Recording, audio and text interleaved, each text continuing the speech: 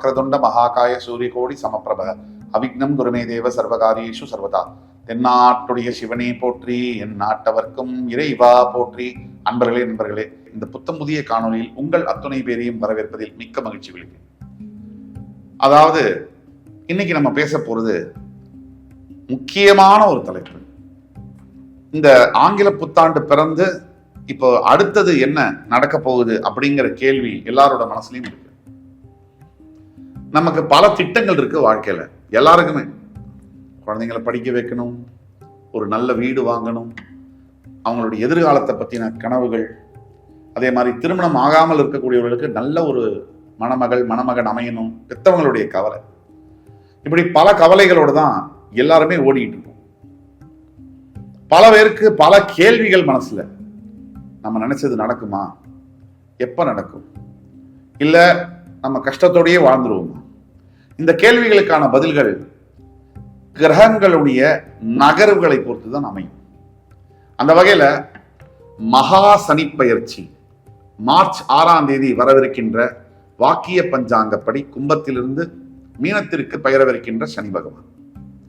சனி பகவானை பொறுத்த வரைக்கும் ஒவ்வொரு ராசியிலும் 2.5 வருஷம் இருக்காரு. இது எல்லாருக்குமே தெரியும். தான் இருக்கிற ராசி, முன்னாடி ராசி, பின்னாடி ராசியை ஆதிக்கம் செலுத்தக்கூடிய பவர், சக்தி என்பது அவருக்கு இயல்புல உண்டு.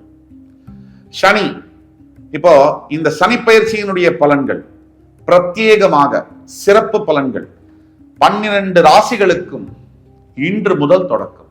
மேஷம் முதல் மீனம் வரை சனி பகவானுடைய ஆட்டம் ஆரம்பம். சனி பயிற்சி பலன்கள் 2026 வரிசையில சிறப்பு தொகுப்புல இன்றைக்கு விருச்சிகம். விருச்சிக ராசியுடைய தன்மைகள் என்ன? வருகின்ற மார்ச் 6, 2026 கும்பராசியிலிருந்து மீனராசிக்கு வாக்கிய பஞ்சாங்கப்படி பெயரவிருக்கின்ற சனி பகவானுடைய பயிற்சியினுடைய பலன்கள் விருச்சிகத்துக்கு எப்படி இருக்கும்? எதை எதிர்பார்க்கலாம், எதை எதிர்பார்க்க முடியாது? இதிலே கவனமாக இருக்க வேண்டும். பரிகாரம்னா என்ன பரிகாரம்? வாங்க விரிவா பார்க்கலாம்.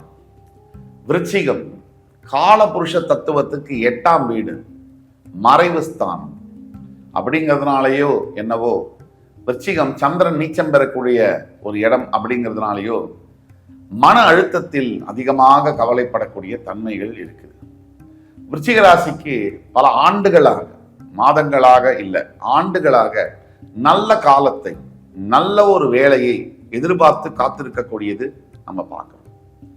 ஏன் விருச்சிகத்துக்கு இவ்வளவு போராட்டம்? விருச்சிக ராசியில் பிறந்தது ஒரு தப்பா, குற்றமா? ஏன் உங்களை சுத்தி இருக்கிறவங்க எல்லாம் அவங்களை எதிர்க்கிறாங்க? பல எதிர்ப்புகளை தாண்டி உங்கள் வாழ்க்கையை நீங்க நடத்துறீங்க. சின்ன விஷயத்துல ஆரம்பிச்சு பெரிய விஷயம் வரைக்கும் ஏன் இவ்வளவு பிரச்சனைகள்? இதற்கெல்லாம் காரணம் கால சூழ்நிலைகள், கால நிர்மாணம், பிளானட்ஸ், கிரகங்கள். இதுக்கு தீர்வுங்கிறது வருமா? இல்ல வாழ்க்கையே இப்படி நடந்தே முடிஞ்சிருமா அப்படின்னா கண்டிப்பா தீர்வு வரும். தற்சமயம் விருச்சிகத்துக்கு உண்டான குணாதிசயங்களை பத்தி நம்ம பேச போனோம் அப்படின்னா, அன்பு, பாசம், கருணை, இது எல்லாம் விருச்சிகத்துக்கு ஒன் வே மாதிரி. நீங்க வச்சிட்டீங்கன்னா திருப்பி உங்களால எடுக்க முடியாது. யாரோட மேல நீங்க அதிகப்படியான பாசங்கள், அன்பு, பந்தம் இதெல்லாம் வைக்கிறீங்களோ அவர்கள் மூலியமாகவே அதிகமாக தண்டிக்கப்படுகிறீர்கள். தவிர இந்த விருச்சிகத்துக்கு காலம், கண்ணதாசன் எழுதிய பாடல்கள் பயங்கரமா பொருந்தும்.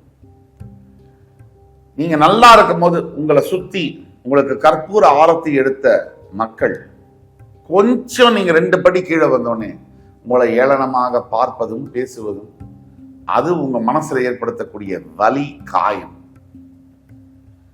இதெல்லாம் தாண்டி சரி மறுபடி நான் ஜெயிப்பேங்கிற நம்பிக்கை பல பேருக்கு இருக்கு.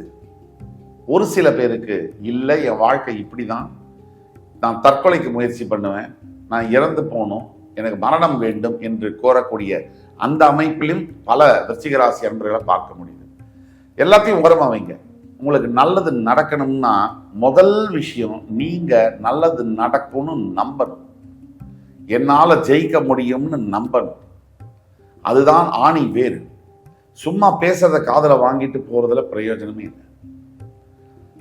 உண்மையை சொல்ல போனா உங்களுக்கு பல வருஷத்துக்கு அப்புறமா நல்ல காலம் என்பது கூடி வருகின்றது. இந்த நேரத்தை, காலத்தை பயன்படுத்திக் கொள்வது என்பது உங்ககிட்ட தான். கடவுளே நேர்ல வந்து தட்டுல தாம்பாளத்துல பழம், பூ, வெத்தலை எல்லாம் கொடுத்தா கூட அதை நீங்க தான் பயன்படுத்திக்கணும். விருச்சிகத்துக்கு தற்சமயம் 4ஆம் இடத்தில் அர்த்தாஷ்டம ஸ்தானத்தில் இருக்கக்கூடிய சனி பகவான் 5ஆம் இடம் என்று சொல்லக்கூடிய பூர்வ புண்ணிய ஸ்தானத்துக்கு பெயர் வைக்கிறார். விருச்சிகத்துக்கு தற்சமயம் 8ஆம் இடத்தில் இருக்கக்கூடிய குரு பகவான் ஜூன் 2க்கு பிறகு கடகத்தில் உச்சம் பெற்று அந்த உச்ச குருவுடைய பார்வை ஜூன் 2ஆம் தேதி மேல உங்க மேல விழுது.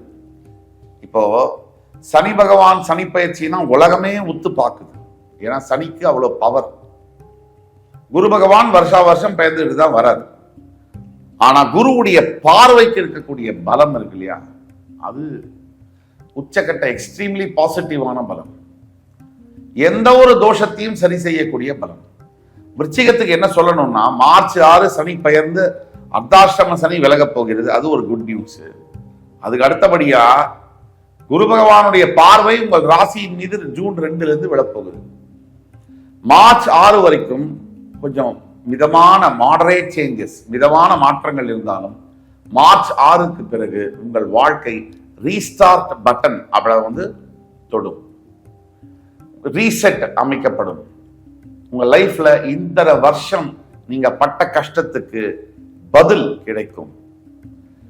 யார் யாரெல்லாம் உங்களை கேவலமா பார்த்தாங்களோ, கேவலமா பேசுனாங்களோ, நீங்கெல்லாம் ஒரு தரக்குறைவு அப்படின்னு நினைச்சாங்களோ, அவங்களுக்கெல்லாம் நீங்கள் பதில் சொல்ல வேண்டிய காலம் என்பது வந்துவிட்டது. அந்த காலத்தை பொருட்டு உங்களுக்கு மார்ச் 6 தொடங்குகிறது. ஜூன் 2க்கு பிறகு உங்களுடைய வாழ்க்கையினுடைய டேக் ஆஃப், இப்போ ஏரோப்ளைன் டேக் ஆஃப் ஆற மாதிரி வாழ்க்கையினுடைய டேக் ஆஃப் என்பது தொடங்கும். அங்கிருந்து ஆரம்பிச்சதுன்னா நிக்காமல் அடுத்த ஒரு 3 to 5 ஆண்டுகளுக்கு நீங்க என்னென்ன கஷ்டங்கள் பட்டீங்களோ, உங்க மனசுல என்னென்ன ஆசைகள் எல்லாம் இருந்துச்சோ, உங்க மனசுல என்னென்ன லட்சியங்கள் இருந்துச்சோ, அத்தனைக்கும் பதில் கிடைக்கக்கூடிய ஒரு காலமாக அது மாறுகிறது. பொறுத்திருந்த காலம் எல்லாம் போய் அடுத்தது நீங்கள் விதைத்த விதைக்கான அறுவடையை பலன் அனுபவிக்கக்கூடிய ஒரு காலமாக மார்ச் 6 தொடங்குகிறது. விருச்சிகத்துக்கு நான் ஒண்ணுதான் சொல்ல விரும்புறேன். நீங்க எதை எதிர்பார்க்கணும்னு சொல்லிட்டேன். முக்கியமா நீங்க செய்ய வேண்டிய பரிகாரம் அப்படின்னு நம்ம பார்த்தோம்னா, வேல் வழிபாடு. விருச்சிக ராசி அன்பர்களுக்கு தெரியுமா தெரியாதான்னு தெரியாது. வேல் வழிபாடு, உங்கள் ராசியினுடைய அதிபதி முருகன், செவ்வாய். வேல் வழிபாடு என்பது விருச்சிகத்துக்கு யாருக்கு கை கொடுக்குமோ, விருச்சிகத்துக்கு மிகப்பெரிய அளவுல 100% வெற்றியை தரும். இந்த வேல் வழிபாடு எப்படி செய்வது? 6 படை கோவில்கள்ல உங்களுக்கு பிடித்தமான அறுபடை வீடு முருகன் கோவில், திருச்செந்தூரா இருக்கலாம், சுவாமி மலையாக இருக்கலாம், பழனியாக இருக்கலாம், பழமுதிர்ச்சோலையாக இருக்கலாம், திருத்தணியாக இருக்கலாம். அது எந்த கோவிலாக இருந்தாலும் அந்த கோவில மனசுல இருக்கக்கூடிய முருகன் நினைச்சுக்கிட்டு ஒரு செப்புலான வேலை உண்டியல்ல சாத்துறது. அது மட்டும் இல்லாமல் வீட்டுல ஒரு சின்ன செப்பு வேலோ வசதிக்கேற்ப வைத்து அந்த வேலுக்கு தினமும் பூஜை செய்து நைவேதனம் செய்து வழிபடுவது. அப்புறம் பாருங்க, நாம சொல்றத செய்யுங்க. 96 நாட்கள் விடாமல் செய்யுங்க. ஒவ்வொரு நாளும் ஸ்கந்த குரு கவசத்தை சொல்லி வேல் வழிபாடு செய்து வீட்டுல வேலுக்கு வந்து நிவேதனம் செய்து பூஜை செய்து பாருங்க. 96 நாட்கள் நம்ம சொல்றோம், 2 மண்டலம் இந்த மாதிரி நான் சொல்றதை செய்து பாருங்க. இந்த வேல் வழிபாட்டின் மூலியமா விருச்சிகத்துக்கு உங்கள் வாழ்க்கை எப்பேற்பட்ட வாழ்க்கையில் இருக்கக்கூடிய விஷயங்களை எடுத்துவிட்டு விஸ்வரூப வெற்றிகளை உங்களுக்கு கொடுக்குதா இல்லையான்னு நீங்க பாருங்க. நம்பிக்கை, தெய்வத்தை பொறுத்த வரைக்கும், ஆன்மீகத்தை பொறுத்த வரைக்கும் நம்பிக்கை ரொம்ப முக்கியம். நல்ல விஷயத்தை தான் நம்ம சொல்றோம், நம்ம கெடுதலான விஷயத்த சொல்லல. அந்த விஷயத்தை நீங்க கேட்டு கரெக்டா ஃபாலோ பண்ணும் பட்சத்துல விருச்சிகத்துக்கு வாழ்க்கை பல மடங்கு உயரும். வெற்றிகள், இமாலய வெற்றிகளை பெறுவீர்களே, சந்தேகமே தேவையில்லை. இந்த வேல் வழிபாடு, முருகன் ஸ்கந்த குரு கவசம், வேல் வழிபாடு, இது 2த்தையும் விடக்கூடாது. ஸ்கந்த சஷ்டி கவசம் அல்ல, ஸ்கந்த குரு கவசம். இந்த ஸ்கந்தகுரு கவச ஸ்லோகம் எப்படி தொடங்கும்னா, மூஷிக வாகனனை மூலப்பொருளோனை ஸ்கந்தகுரு கவசம் இதை கலிதோஷம் நீங்கிடவே திருவடியின் திருவருளால் செப்புகிறேன் காத்தருள்வாய். இப்படிதான் இந்த ஸ்லோகம் தொடங்கும். இந்த ஸ்லோகத்தை வேல் வழிபாடோட சேர்த்து நீங்க பண்ணும்போது வாழ்க்கையில் இருக்கக்கூடிய எந்த விதமான விஷங்களும், விஷத்தன்மையுடைய மனிதர்களும், அல்லது உங்களை பிடித்த தரித்திரங்களும், பீடைகளும், பொருளாதார குறைபாடுகள், கடன்கள் மற்றும் ஆரோக்கிய பிரச்சனைகள், திருமணம் சார்ந்த பிரச்சனைகள், எல்லா விதமான பிரச்சனைகளுக்கும் முற்றுப்புள்ளி வைக்கப்பட்டு அங்கிருந்து புதிய வாழ்க்கை தொடங்கும். இது சத்தியம்.